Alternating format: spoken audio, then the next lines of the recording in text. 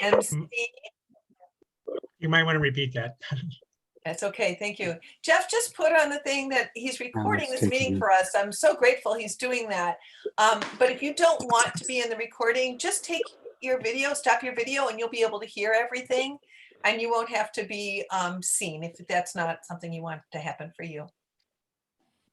So hi, my name is Connie Schmidt. I'm the chair of the River Prairie Group of the Sierra Club. Sitting with me is Lonnie Morris, and she's our volunteer coordinator for the DuPage Monarch Project. And the program that you're here to see tonight is put on by those two people. There's a request here if you would mute everybody in the chat. Jeff, someone has asked that if you want to. So I'm going to just give you a little bit of background on those two groups that are presenting this program tonight. Hey, Barb, you guys mute yourselves, okay? You don't. Okay. All right, and I'm gonna Jeff. Can you guys hear me? Thumbs up. Okay, thanks, Sarah. Knock knock. I can hear you, but I can't see you. Well, you have the better part then. You're all good. Okay. My voice. So I'm going to tell you a little bit about the two organizations who are presenting the program for you tonight, and then I'll introduce our speaker and we'll get right with it. The DuPage Monarch Project was the brainchild of Lonnie Morris. She's sitting with me here. And our mission is to have our county be, pollinator-friendly community.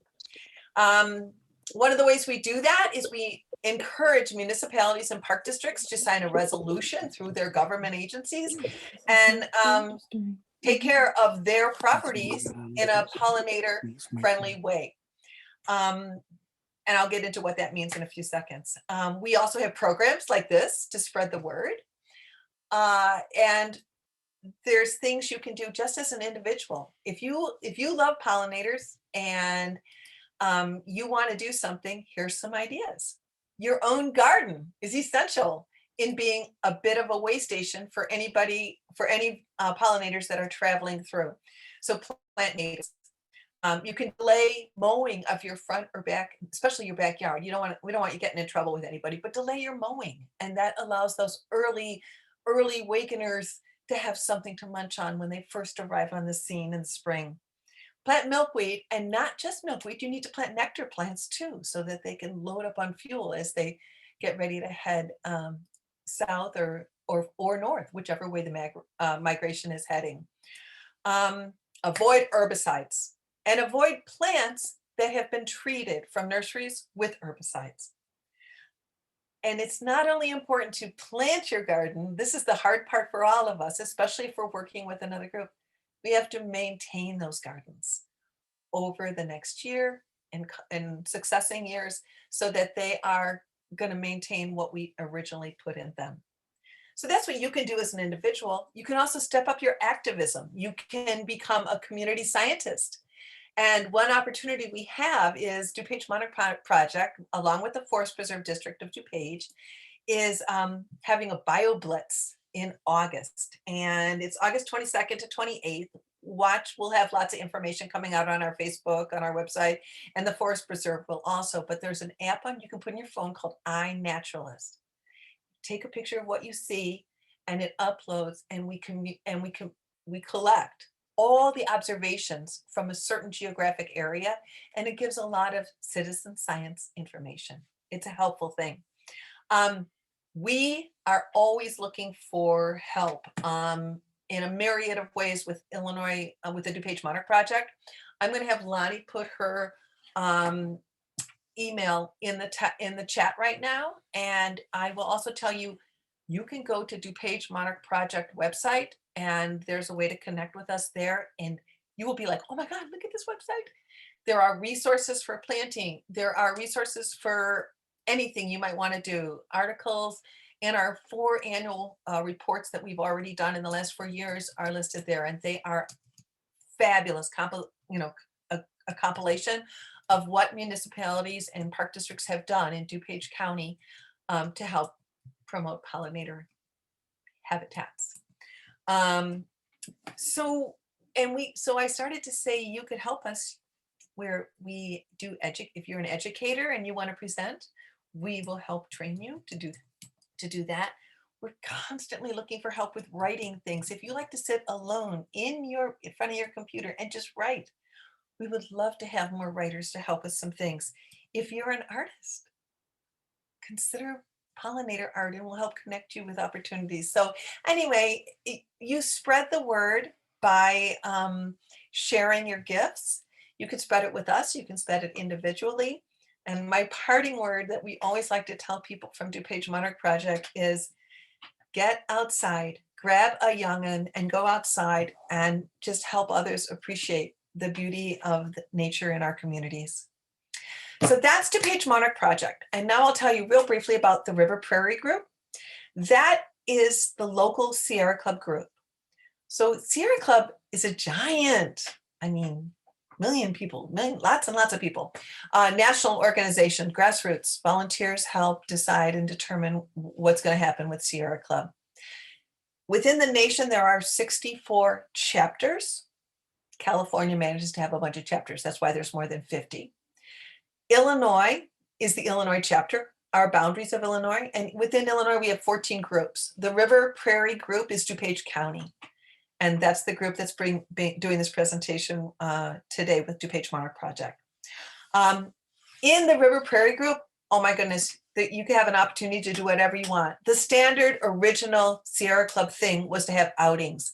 And on our calendar, on our website, you'll see outings that are being presented by licensed and first aid trained, wonderful outing leaders to go to various places, not just here in Illinois. They're spread out a bit, but there's fun outings, and that means hiking, kayaking, different kinds of experiencing outside.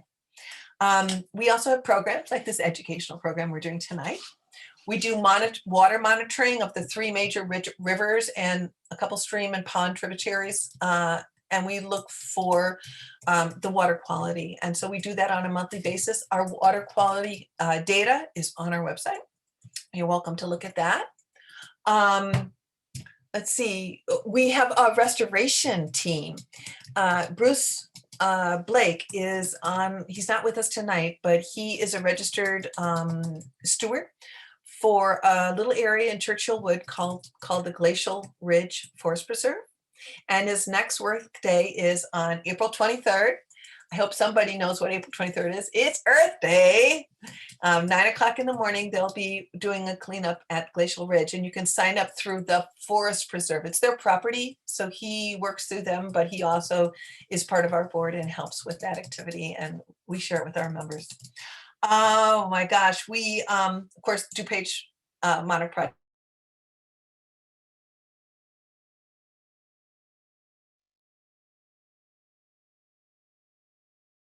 And if you're interested in making a difference in that way, we do advocate for specific bills in Springfield each year that we think are going to be good. And our interests vary. Yes, there's habitat and wilderness protection and whatnot, but it's also clean energy and environmental protection in other ways like that. Lastly, one thing that makes the Sierra Club a little bit different than other organizations is that we do endorse candidates. We have a very rigorous process for doing that, but it's nonpartisan. We endorse candidates who we feel are going to be in favor of good environmental practices. And then once they're endorsed, we work like heck to get them in office. And so if that's something you're interested in, wave your hand, Linda Sullivan. She is in charge of that. And I will put my email in the chat. You're welcome to contact me, and you can contact us through our website. There's information there as well. That is us.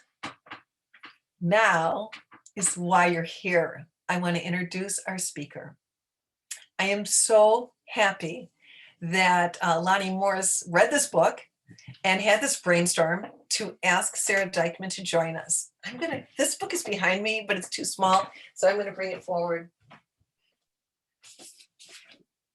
So when Lonnie showed it to me, Linda, I have to tell you, Sara, you had me with the turquoise. I didn't have to think twice about whether or not I was going to open this and start diving into it. The name of Sara's book is Bicycling with Butterflies. Sara is a scientist, she's an adventurer, and she's an advocate. Sara decided in 2017, she took a journey. And the journey, most of you know, and that's why you're here, but I'll just let you know, she bicycled over 10,000 miles, not a super fancy bike either, with really hashed together equipment, but she did it and repaired her bike when necessary, but she bicycled over 10,000 miles, beginning in Mexico, through the US, up to Canada, and then back a different route. So it was an amazing journey. We are super excited to hear her speak. One other thing I need to tell you. So Sara, I know the Niemans. I know Bill Niemans. I've met him before too. So there's people in the book, with her journey, there were people that you will maybe connect with if you've been involved in protection of native species in any way. I'm sure you'll find connections as you read the book too. So it's an amazing message. And Sara, I'll let you take it away. Thank you. Thank you for that wonderful introduction. It's a pleasure to be here. Here, by the way, this will be my first ever outdoor virtual event. This was plan maybe F of my plan to do this event. I originally had planned to make it to California by the time I would be speaking with you all tonight. That did not work. And then I had other plans. I was gonna be in a library, and a lot of plans happened and a lot of them didn't. So this is like a perfect example of what life on the road is like. Right now I'm in a car, or I'm not in a car right now, but I'm driving across the country from Kansas. I was hanging out with my parents for a bit from my hometown of Kansas City, and I'm trying to get back to California. I'm not too far away. I think I'm like 5 hours from where I'm trying to go, but this will, I won't make it there for this. So anyway, that was a long rambling explanation for why there's a lot of rocks and there's glaring sun. I think I've timed it right, but if like the wind picks up or if anything starts to go wrong, either throw it in the chat or interrupt me and I can try and move to a different spot. But anyway, I'll get on with it. My goal tonight is to talk a little bit about monarchs, talk about my bike tour, tell a few stories from the road, and then if anyone has questions, I want to ask or answer questions, and maybe even there's local specific questions about where to find milkweeds that I can pass along to other folks. Yeah. What's wrong? Another reminder, just to mute if you can. Anyway, let me get my PowerPoint, and that's hopefully will distract from the glaring light. Everyone should see a monarch. This is the star of the show.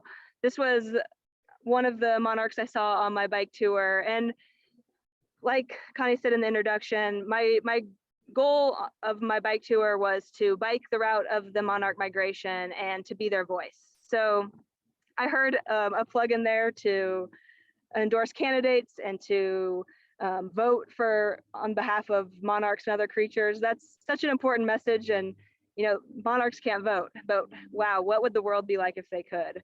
And monarchs can't call the president and they can't run for city council, but we can do that on their behalf. So my bike ride was just that, was to be their voice. And by riding along with the monarchs, I was able to see people every single day that could help, that could join the cause, that could be part of the solution. And I gave presentations on my trip, and my favorite line, and a line I tried to say every single time, was, I didn't see a monarch every day, but every day I saw someone that could help. And so that list from the beginning of ways to get involved, that's just so powerful and awesome and important. And I'll be reiterating some of those for sure during the next 40 minutes or so, 30 minutes or so. So anyway, this is a monarch. I'm sure everyone knows that. This is a male monarch. You can tell because he has those black dots on his hind wing. Those are scent glands. The monarchs don't actually really use them but they're sort of residual. And he is nectaring on a swamp milkweed. And milkweed is the other main character of this story. If there's not milkweed, there's not monarchs, because monarchs females only lay their eggs on milkweed. And the milkweed is the only food source of the monarch caterpillars. So if there's no milkweed, there's no monarchs. Now this picture is interesting because this is a male. He's not laying eggs, obviously, but he is nectaring. Adult monarchs also need milkweed for nectar, but they don't need just milkweed. They're generalists when it comes to nectaring, so they like all sorts of native plants. So when you have your garden, you want to be thinking about milkweed for the caterpillars, and then lots and lots of nectar plants for the adults that are feeding. A little bit more general ecology of the monarch for folks that don't know, and if you want a more specific question, throw that in the chat and hopefully we can dive in a little deeper if people are interested in specific elements. But this is the range map of the monarch. The summer months are colored yellow, green is spring range, orange is fall, and then there are a few blue dots, and that's where they overwinter. And you'll also see that there is this non-colored line at the Rocky Mountains. And oops, that was but we'll back up there. The Rockies sort of act like a fence and divide the monarchs up into the eastern and western populations. Now, population from the standpoint of science means diverse genetics. The eastern and western monarchs are actually not genetically distinct. So they're technically one population, but for the sake of this presentation and most of the things you read about online, there's the eastern population and they overwinter in Mexico. And then the western monarchs overwinter in California. And if people have questions about western monarchs, I'm again happy to answer those. But for now, I'm going to just stick to the eastern monarchs. Basically, all the monarchs born between the Rocky Mountains and the Atlantic Ocean fly to this tiny bit of forest in Mexico. And I'll have a few pictures later on. But you can see, imagine that huge range in the summer, and then a very, very tiny range in the winter. So it's a very interesting life history. And then you'll also look at the summer range and the spring range, and this is how you know that it's possible to ride your bike with them. Because unlike so many animals that have these very narrow migratory pathways or very narrow ranges, or maybe they're confined to very specific habitat types, once the monarch hits Texas in the spring, they spread out. And basically, as long as I was in Texas in the spring, pretty much every single road was the route of the monarch. And as long as I was in the upper Midwest in the summer, any road I was on was basically the route of the monarch butterfly. So the range of the monarch is one of the main reasons that allowed me to bike with them. The other kind of extraordinary coincidence is that the monarch, not an individual monarch, but the monarch as one organism moves about 60 miles a day and on their migration, which is the exact distance, in my opinion, that's perfect for bike touring. Not too fast, not too slow. So I tried to go about 60 miles a day. Again, it just worked. It just was a really wonderful coincidence how great of a traveling companion they are. So this is my route overlaid with the monarch range map, and kind of again talking about what I just said. I could pretty much go anywhere. I started in Mexico in March, and I traveled north into their summer range. I did a big East Coast loop for a few reasons. One, it's kind of dumb. I probably would have done this route differently in another time, but the only state I had never biked in was Rhode Island. So when I was planning my route, I was like, I'm going to Rhode Island. And then of course I questioned that decision multiple times when I was biking those extra like 2,000-3,000 miles. And then, but from the East Coast, I went back. I mentioned I'm from Kansas City, so I stopped in Kansas City twice and then headed back south. I started in March and I finished in November, which is about the timeline of the monarch. And my entire route was 10,201 miles. You'll notice there's a lot of squiggles in this route. And the squiggles are basically every time someone invited me somewhere. So one of my mottos on my trip was say yes. So as long as I felt safe, I really tried to say yes to opportunities. So people would find out about my trip, especially the more interviews I gave, the more presentations I did, word started to get out. And I'd receive emails and social media messages saying, hey, I have a school in Omaha, or oh, I have a farm in Texas or whatnot. Would you come? And I would look at my map and I'd I'd do some math and think, okay, I can do this. And then I'd try and say yes as much as possible. So pretty much every squiggle was me saying yes. And over the course of, I think it's about 8.5 months, I stayed with 68 families. And most of those were strangers when I first met them. So I had a lot of support, considering that it was a solo trip. I would argue that it wasn't. I was the only one biking, but I had just so much support. So a little bit more about bike touring for folks that don't know. This is kind of my setup. You can see that the bike there is nothing glamorous. I actually built that bike from a collection of used parts and new parts back in 2012, I believe, for a bike tour I did in South America. It's the perfect setup for a couple reasons. One, that bike is solid. It's a steel frame, old mountain bike frame. It doesn't break down. It's just so hardy. It's heavy, but it's hardy. And then I could also lean that bike up against a gas station or a grocery store and go in and feel pretty confident that no one was going to look at that bike and be like, that's a bike we're stealing. So it was kind of an anti-theft device. And then you'll see on the bike, I have bags. Those bags are called panniers. The front ones are store-bought. And in those, I carried my sleeping bag, my sleeping pad, my computer, book, journal, light, kind of like, I would call it in presentations to kids, my bedroom and my office was in the front. And then in the back was my kitchen. So I had a stove. I usually tried to carry about a day's worth of food. I also would have my tools for minor repairs, a tent. That blue thing on the back of my bike is a camp chair, a folding camp chair that I would tell kids in presentations was my sofa. They'd always roll their eyes and be like, that's not a sofa, but it is sort of. And then what else did I have in the back? Oh, rain gear, a few other random things. But what's so awesome about this setup is I'm completely contained, right? Of course, I needed a grocery store once a day or once every few days. But other than that, I didn't need to have a plan because whatever happened, I was ready for it. And in this way, I had so much freedom. So I showed that red line in the beginning.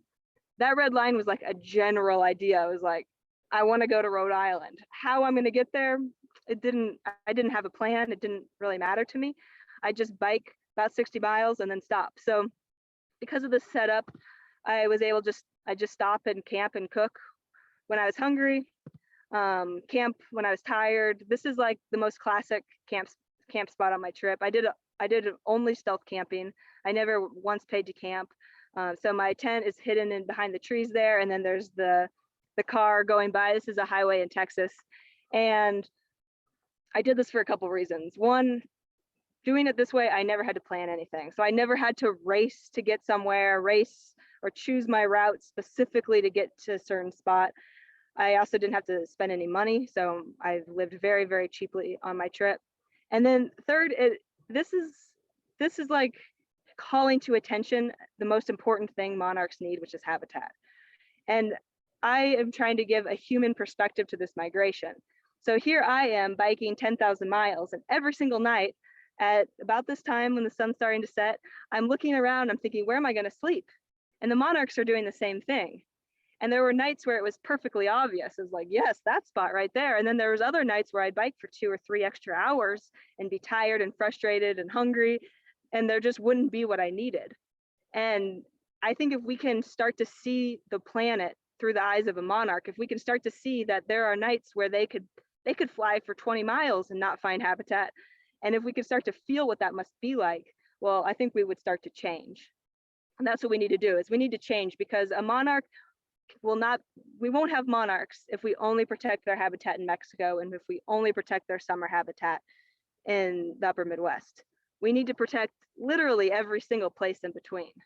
And I'll get more to that. But first, I want to highlight a few more reasons bike touring is awesome. One, super easy to clean your house. I only clean my house really when I'm camping. 2, or I guess this would be like 4 at this point, would be you get to stop and see so many other creatures. So on my tour was focused on monarchs, but every single day I saw another creature that was equally as amazing. And I wrote a book about monarchs, but I could have written a book about all of the toads I saw, or the skunks, or the snakes, or the birds. Like there's just, or the insects, or the flowers. Like there's just so many stories out there. And I think often we forget that, and we drive down the highway and we don't think about the fact that there's this whole world living just a few feet off the pavement. And if we could slow down, and if we can stop, and if we can notice this beauty, then I think that also goes a long way to starting to protect this land that we need to protect. And then another great thing about bike touring is you get stopped often, and you get lots of roadside hospitality. This was in Mexico. I was biking down this super boring, super hot highway, and I was basically like, in 12 miles you can turn, in 11 miles and 1.5 miles you can turn, in 11 miles, I'm just like counting down for a turn. And I hear this motorcycle, and I notice that as the motorcycle is getting closer, the motorcycle is slowing down. And my first reaction is like, oh great, here we go. But of course he stops and he's like, hey, you want some ice cream? And back to my say yes rule, I felt safe, and I said yeah. And that was amazing ice cream. And I honestly can't remember a mile before or after, but bike touring allows these random spontaneous moments to occur in a way that all other travel doesn't, in my opinion. So I'm really grateful for bike touring for that. Of course, it wasn't just spontaneous. I also ate ice cream. Wow, I had so much ice cream on this trip. In fact, during my presentations, I talk about ice cream, and I would often talk about that motorcycle man in Mexico and his strawberry ice cream. And then I talk about Margaret from this photo. And I met Margaret in Ontario Quebec. Sorry, Margaret. And she was like a friend of a friend, maybe of a friend, I can't really remember. But she said, hey, I have a dairy farm. You want to stay on our farm? And I was like, yeah, that sounds amazing. And then when I got there, she was like, oh, I made some homemade ice cream. Do you want some? And I'm like, oh my gosh, meant to be. I biked 5,000 miles for this ice cream. But I would give presentations. I'd talk about those two. And one time, I forget what state I was in, somewhere in the United States, someone came up to me. They must have been in high school age. And they were like nearly in tears. And they were like, no one's given you ice cream in the United States? And I was like, no, I just only put 2 stories. So after that, I started also talking about some ice cream encounters in the US, but I had a lot of ice cream. It's like a character in the story. Now, the reason I chose to put this photo with Margaret is because it's such a wonderful example of that I was sort of speaking to about camping. I also felt like bonded to the monarchs experience, because the same people helping me, the same people inviting me in and giving me ice cream, were also often the same people feeding the monarchs. So Margaret in this picture is feeding me, and in the background, that's her yard full of flowers. So she was feeding the monarchs. And I just love that. I love that the monarchs and I were equally as excited to get to Margaret's house. Now, I think the last thing I want to speak about to bike touring and its advantages is sort of what I've already spoken to, but I was able to bike 10,000 miles, and I got very, very good, not even a humble brag, just a brag, that I could find monarchs while biking about 10 miles an hour. So this is a photo of me biking down a road, I think in Indiana, and there's some milkweed in the foreground there, and you can see me, I'm like, this is a staged photo, but this is what would happen. I'd see a monarch or a milkweed usually. First I'd see milkweed, and then I'd kind of slow down a little, and I'd see the monarch, and I'd slam on my brakes, and I'd throw my bike down, because remember, I don't need to take care of it too much because it's sturdy. And then I would go explore the shoulder of the road. So if you haven't yet noticed the monarch in this photo, here's the common milkweed, and then here's the caterpillar. And I actually took a closer up photo. That's the same caterpillar there. And this caterpillar was doing this really interesting behavior where he was taking his frass, which is the fancy science name for poo. He was taking his frass and he was grabbing it in his mandibles, and then he was like kind of like a crane, moving back and forth and then throwing it off the plant. And I imagine that this was multiple reasons, but one of the reasons I think, and I haven't heard if this is correct or not, is that when I'm biking and I'm looking at milkweed, one of the things I notice is frass. And if I notice frass, I stop because I'm like, that means there's a caterpillar there. So I have to think that predators that might want to eat a caterpillar would be doing the same thing. And by cleaning off that leaf, it's helping disguise the fact that there's a meal potentially on that plant. So this was happening. Let me just go back. Like, what is that? 12 inches from pavement. So there's just so many cool things happening right along our roads. Now, as I said, I got really good at finding monarchs and milkweed, but the problem with that is I saw, when I saw like a roadside getting mowed at the wrong time of year, it hurt so much. And I was alone most of the time.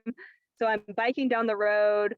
In this case, I knew that there were caterpillars that were big fifth and star caterpillars. There were times where I'd stop and I'd move all the eggs to milkweed if I could find them off the road, but it weighed on you.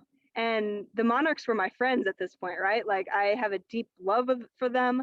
I see the world through their eyes. And so it would be sad. Like, I would cry when I'd see something like this. And it wasn't just on the side of the road, it was everywhere. And so because of my trip, when I bike by a school or a suburban neighborhood or a farm, I don't see beautiful green grass. I see a wasteland. And I see what the monarchs see, which is all of their habitat removed. And I know when I see these things, I know probably everyone that's watching has a green grass lawn, at least a little bit of one. I know what people are trying to do is be good neighbors. But what I'm saying and what I'm asking people to do is think about their monarch neighbors and their frog neighbors and be good neighbors to the birds as well. And what that means time and time again is sharing. So I'm not saying dig up every single green piece of green grass. I'm saying let's start to share. And the reason I'm saying this is because the monarchs are disappearing. The migration, the Eastern monarch migration, is in danger of disappearing. And this is a graph. Don't worry about the numbers. I'm not even going to read them because there's so much glare on my screen. I have no idea what I'm even looking at.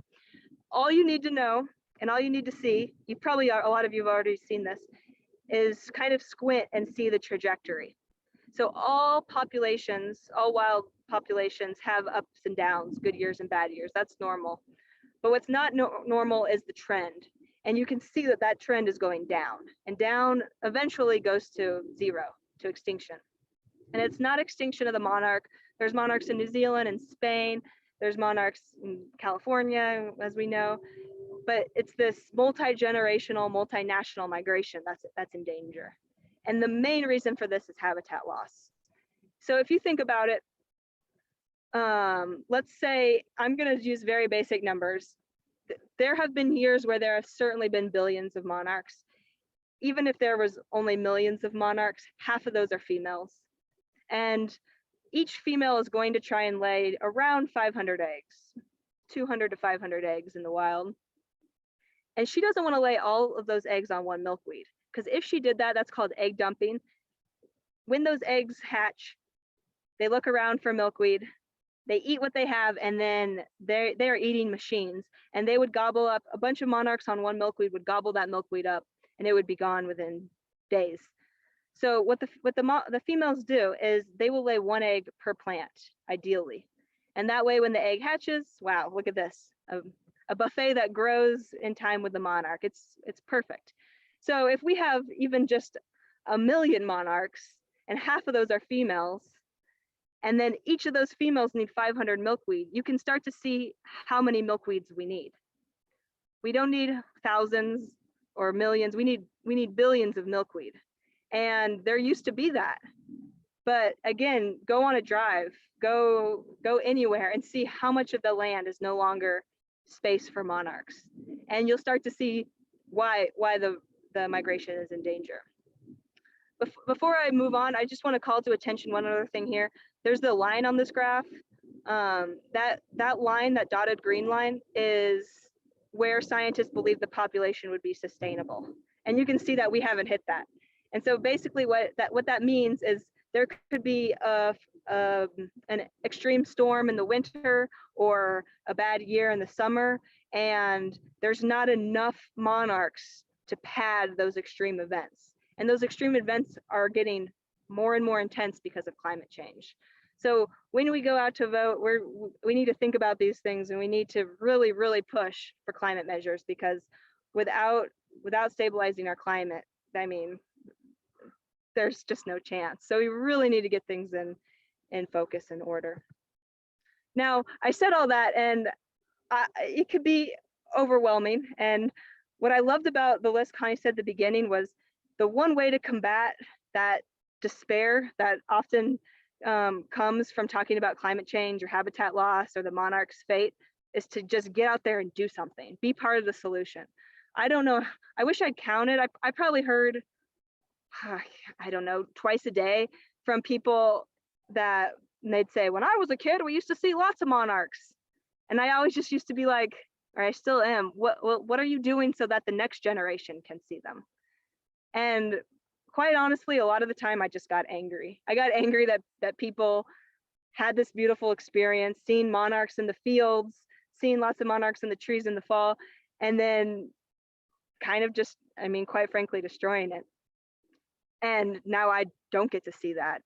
And so to combat that despair and that anger, my thing, as I said in the beginning, was to be the monarch's voice. So during my presentation, I talked to about 9,000 people, did lots of interviews with newspapers and television and radio, but my favorite was with the kids. And this just energized me and made me feel way less hopeless and way more like, okay, if I can do this, then I can do the next thing. And if we're all doing something, then there's still hope. So I want to talk about a few other things that gave me hope on my trip. One kind of stems to the presentations with kids, but was outside visiting their gardens. So I would get invitations from teachers, and they actually would give me tours of the gardens with kids, and finding eggs on milkweed with kids in their school gardens was just so joyous. And then here's Bill, as mentioned. This is Bill from Native American Seed, and he gave me so much hope. I stayed with his family twice on my trip, on the spring and fall migration, and he started his career planting Bermuda grass, planting non-natives in Texas. And one day in the 80s, he was like, what am I doing? Why? And so he started learning about natives, and eventually that transformed into a farm. And so he actually grows native plants, harvests the seeds, and sells those seeds so others can also return the Texas prairie. And there is nothing more exciting than pulling into a driveway, going down the driveway on your bike and looking over and seeing rows of antelope horn milkweed. Wow. And then arriving to their guest house and his daughter Emily being like, oh, by the way, I stocked the fridge. Oh, and there's laundry. Oh, and a shower. Oh, and stay as long as you want. We can go canoeing. Oh, it was magical. Then there's like these little tiny spaces. Like there is so many places that we can give back to the prairie, even just alongside roads or railroad easements. This is in Sioux City. This is a city prairie that is here only because people fought for it, only because people said, no, we cannot let every ounce of prairie go. And wow, it gave me a lot of hope. And then there's the gardens. This is Amy's garden in Tulsa, Oklahoma. And I love this garden because it's such a good example of sharing, right? It's being a good neighbor to the birds and the bees and your dog and your kids. So she's got the patio and the grass. And then she's got some ornamentals and common milkweed. And when I first got to her yard, I was like, all right, yeah, that's something. But she said, oh, I've already found 40 eggs on these milkweed. Okay, and so this is Oklahoma. This is in the spring. That means if only one of those eggs survives, that would be several hundred more eggs for the next generation. And if just a few of those survive, that's literally thousands of more eggs by the end of the summer. So literally every garden adds up. Now it doesn't have to be small. My favorite garden was Nadia's in Columbia, Missouri. I think that we don't want to just put our natives in the backyard. We want to celebrate them. The way we get the word out, the way we change the paradigm, the way we make people see that green grass isn't beautiful but is a waste, is by showcasing our natives in the front yard. And Nadia did an amazing job of that. And there's ways to incorporate trails and signs and all sorts of things for the neighbors that are scared. But I didn't actually include most of her yard in this photo because my favorite part was seeing this common milkweed in her neighbor's yard. And I asked Nadia about it, and she said, well, the neighbor used to mow everything. And then they learned that if there's no milkweed, there's no monarchs. So now they mow around that milkweed. And this is what we need. We need someone like Nadia on every single street, planting natives that can spread, planting ideas that can spread. We need people to step up and just show what it could be. So I was so grateful for this day. It was much needed. And so I want to end with a few lessons that the monarchs have given me. There's a lot, so brace yourselves. But I think the first is this idea of teamwork. And this is a picture of the monarchs in Mexico. And it takes about 4 monarchs to equal the weight of a dime. But in Mexico, at times, there can be so many monarchs hanging from one branch that the collective weight of the monarchs can bend the branches and even break them. And so I didn't have a picture of that, but I did when I was going through my photos, I found this photo. And if you look in the background there, it's a small tree, but there is a tree literally bent from the weight of monarchs. And I think about it all the time. If it was just Nadia or just Bill or just Margaret or just me or just you, like, it wouldn't add up to much. But if we all do a little, like, we could metaphorically bend branches. And I think, wow, that's just, it's such a relief to know that it's not your responsibility alone, but you are part of the responsibility. And the monarchs, I think, teach us that. And they teach us this in another way too. In Mexico, most of the year, they're hanging from the branches to conserve their energy, which I can talk about if someone has questions. But on warm days, the sun will strike a part of the colony and they'll warm up to their flight threshold, and then they'll erupt into the sky and fill the sky with monarchs. And it's one of the most glorious things I've ever seen. But what I love most is I can close my eyes and I can hear the sound of their wings flapping. And so again, one monarch in the forest, I'm not going to hear. Just like if I'm the only one talking about monarchs, not very many people are going to hear. But when thousands join in, it creates something that's impossible to ignore. So tell your friends, tell your family, tell your neighbor, and eventually we'll tell everyone, which is what we need. Another lesson the monarch taught me is it does not matter where you live. This is a monarch in Manhattan. I chased this monarch around for a while. I'm so happy I got a photo for proof. I saw eggs in Queens, and I saw eggs in Brooklyn as well. So if there is milkweed, the monarchs will come. They're so democratic. They don't care who you are. They just need that milkweed and those nectar plants. And then monarchs are great guides. They're teachers. They remind us to find beauty in small things, in small things. So this, of course, is another male monarch. So beautiful, impossible to ignore. This is a type of milkweed often referred to as butterfly weed. It's another popular one for houses. And it's so easy to see the beauty in them. But what I love about monarchs is they invite you to slow down. And they say, okay, if you think I'm beautiful, go look for my caterpillars. And you can't see this driving 60 miles an hour, but you'll see the caterpillars. And then as you're looking for caterpillars, you'll start to notice all the other creatures. You'll start to see the tussock moths, which also need milkweed. And you'll start to see the googly-eyed spiders. This is so cute, this little spider. And I think this is an important time to note. Some people think that the problem for the monarchs is that they're spiders that eat eggs.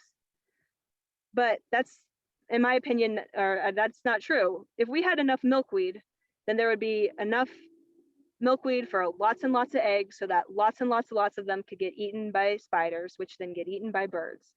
We need the spiders to eat the eggs. We can't take the few remaining monarchs and protect them from predators. That's not going to work. That's not saving anybody. And it's, in fact, adding to the problem. So we have to learn to love the spiders. And I think monarchs actually help us do that. And then you'll notice the other pollinators, like the hummingbird moths, one of my favorites. And of course, then you'll also maybe see a frog. This is a frog in a common milkweed. And so I love that it doesn't matter if your passion is monarchs or frogs or flowers or birds, whatever it is, if you give your time and your energy and your voice to this creature that you love, you'll be helping everyone. And so pick your passion. You don't have to ride across Mexico. You don't have to brave New York City. Hardest part of my trip. You don't have to get in arguments with skunks, which I did in Canada. All you have to do is plant milkweed. And if you do, the true adventurers, the monarchs will come to you. So I'm going to, I should again mention, I have a book. It's called Bicycling with Butterflies. My website is beyondabook.org. There's lots and lots of photos if you're interested in seeing photos from the trip or sending me a message. And with that, I will actually close down the PowerPoint and see if we've got any questions. So thanks. And can you guys hear me? Because we do have questions. I'm going to share some of those. And before we actually share that, I'm going to share one little quote from your book that really spoke out to me, Sarah, to let you know. And I want to share it with everybody because it was exactly your closing too. And what Sarah says to us, as long as, she says, I kept my gate, as long as there are adventure takers, solution makers, change instigators, and migrants, our actions together will equal hope. So we want to thank you for this hope that you're giving us tonight. And let's go back to some of the questions that I saw here. The first one, Kimberly asked, is there a site where she can follow the monarch migration so we can see what's happening? She wants to share it with her fourth graders, which is terrific. Yes. Jill followed her with a little solution. Are you familiar? She said, for everyone, other people may not have seen this in the chat, so I wanted you guys to see it. There's a website called journeynorth.org. And it shares. That's what I was going to say. Is that a good website, Sarah? It's amazing. Journey North is amazing. So that goes back to citizen science.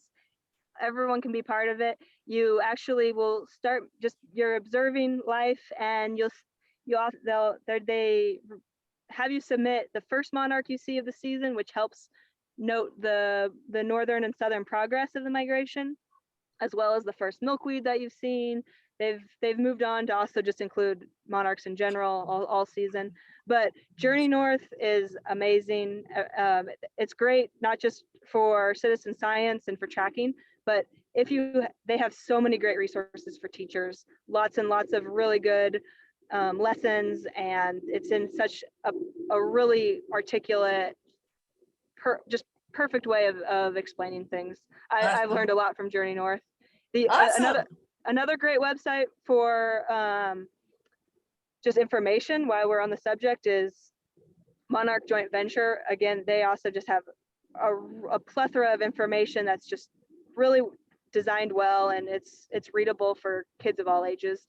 And then Monarch Watch. And Monarch Watch is great because they also give milkweeds to schools for free. So they have programs to help get those school gardens off the ground. Oh my gosh, thank you. Thank you so much. I want to thank Mary also in the chat for talking about how she got her garden going. And if any of you want some suggestions, you might want to read what Mary wrote right at around 8:07. Ralph has a question for you. Will you talk a bit about how you combined writing and journaling with your biking and camping? How did all that work? And he said your book included plenty of details about your travel as well as about the monarch, so he's enjoyed it. Thank you. I don't think people can appreciate sometimes how difficult it is to plan for presentations and do blogging and social media while on the road. It's definitely was probably one of the hardest parts of my trip. But I would set up camp. I usually, since I was just stealth camping, I'd usually go till about dark, and then I'd have a few hours before I was too tired. And I had my little camp chair, so I'd set my little camp chair up, and I had my little computer, and I would just try and write a blog about once a week, and then I would even when I was the most tired, I would journal, and sometimes that was just word, just like bullet points to remember things. Sometimes there's just a couple haikus, and if I was not super tired, I would write more. But the journaling was just crucial. I didn't plan to write a book, but I've been journaling for all my adventures, just to help. You forget a lot, so it's fun to go back every once in a while. Excellent. One or two people jumped off, and so I'm going to say this before anybody else does. I am so grateful for everyone who's tuned in today, because you are part of this solution and part of sharing this information. So I just want to make sure I got that out before one other person had to jump onto something else. Someone here is asking, so how did you get interested in saving the monarchs? My first love is frogs. I grew up raising frogs, and then I went to college in California at Humboldt State University and studied wildlife biology. And the monarchs more or less found me. I'd done other trips where I'd done a kind of combined adventure with education, and I found out that the monarchs were already being used in classrooms, and that the monarchs were already helping teachers in so many ways to talk about geography and about ecology and life cycles. And then the more I kind of dove into the monarch, and kind of once the idea was in my head, the more I learned, the more I was like, oh no, this is perfect. Like when I found out that the migration advances about 60 miles a day, I was just like, okay, I have to do it. So perfect. Awesome. Someone here is asking, how do you feel about bringing eggs or caterpillars inside and protecting them as they mature? Do you have a thought on that? I think that it's great to do for a few, because, and one of the reasons I say that is because I think it's so important to value the animals that are parasitizing and eating and predating these eggs and caterpillars, because they feed the frogs, they feed the snakes, they feed the birds, which I love. But if you're growing a garden and you it could be really demoralizing for every caterpillar to get eaten. And also it's once they go from their fifth instar to a chrysalis, they kind of get really hard to find. So I am all for taking a few in and protecting them, if you will, so that you can watch the transformation, so you can invite the neighbor kids over to watch them eclose, so that you can, release one and feel good. But I worry when people phrase things like we're saving the monarchs and they're rearing hundreds and hundreds. I think that there's a middle ground. All right, we have a few more here, and I'm going to try to hit them really quick. There's a suggestion that Metropolitan Water Reclamation District is offering free milkweed seeds. So if you're in the city area, there's a suggestion for you. Are aphids really a problem on milkweed? If you don't spray, are there any suggestions for aphids, or do you have a thought on that? Aphids are a tricky one, and I might actually defer to someone in the group. Some of my advice is cut things back. I've also heard spraying them with water. I don't believe the aphid is actually harmful for the monarch, but if I am wrong, someone please jump in. Yeah. Okay. I can't see anyone that's nodding or saying no. Yeah, wave your hands wildly if you want to be unmuted. But yeah, then, I would just say you don't want to spray, because for obvious reasons, if a caterpillar eats anything toxic, that will be the end. And then I think also just celebrating whatever is eating your plants, right? Like people will get mad that the tussock moths are on their plants, and it's like, well, instead, why don't you just be excited that these animals are growing and you're helping these animals. Every animal needs a host plant. So there's a reminder about the DuPage Forest Preserve has a native gardening, a native plant sale on May 12th. Larry reminded us of that, and be sure you watch their website for further information on that. It's always awesome. So what's next? The question is, I'll read it directly. Would you make another circuit? Would you make another trip like this, or would you do something different? And do you want to tell us about any next adventures in the works? it's funny because my trip was in 2017, so just enough time has passed that I'm like, yeah, I could do that again. But my dream right now is, well, right now I'm headed to California where I have seasonal. First I have outdoor ed work, and then in the summer I do amphibian research in the mountains. So that'll keep me busy until in the fall. I am trying to write a version of this book for 10-year-olds.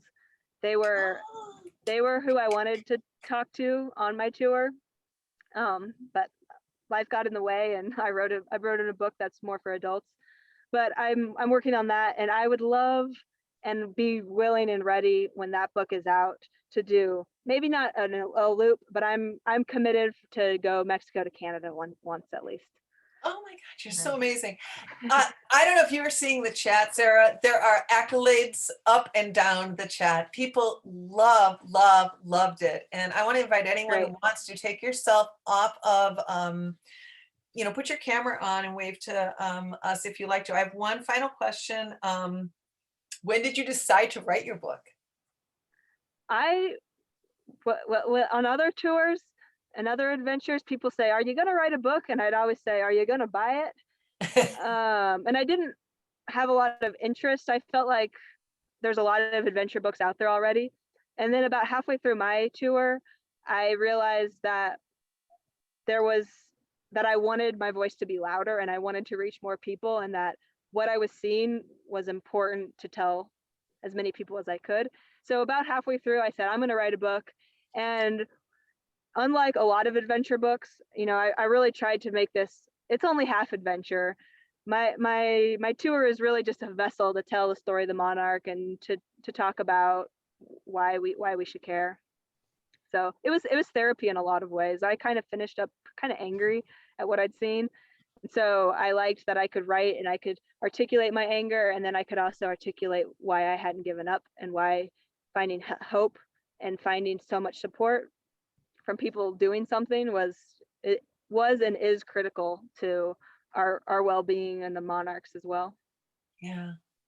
Oh my goodness. There's one final comment in the chat here I want to make sure we get in. And Jeff, as long as I'm talking, I'm just going to say, if you have a way of unmuting folks and people want to say hello, thank you, in just a moment, that would be fine. Jeff has reminded us that Midwest Soaring, which Native American organization, is hosting a spring equinox ceremony at Churchill Woods Forest Preserve. It's just off of St. Charles Road in Glen Ellen. This Sunday, Sunday, March 20th at 11 a.m. So if you want, he always talks about the Native American perspective of the importance of nurturing and taking care and preserving our nature. So it was we had over 200 people there last time they had an event there, and I think you might be interested. So many great accolades, Sarah. We cannot thank you enough. Thank you so much for doing this presentation. Thank you. And thanks for being flexible with and patient with my setup. And thanks for making this happen. It's a lot of work to organize one of these. So special thanks to everyone that helped. You had over 100 Lonnie, people on Lonnie. watching you. Oh, wow. We thank Lonnie Morris for her work in leading the DuPage Monarch Project forward. And I hope you'll connect with us through our websites, have our emails. And if you want to be more involved, we welcome you so much. And thanks for just doing it. I see so many great people on this. Vernon, LaCroix, yay! Thanks, everybody. Thank you. Yay. What city state is she talking from? Nevada. I'm maybe an hour from Reno. Gonna go gamble. Just kidding. I might just camp here. Thanks so much. Bye, Awesome. everyone. Take care. Have a good night. Big I was gonna, where bridge was the? bridge tournament starting on this weekend.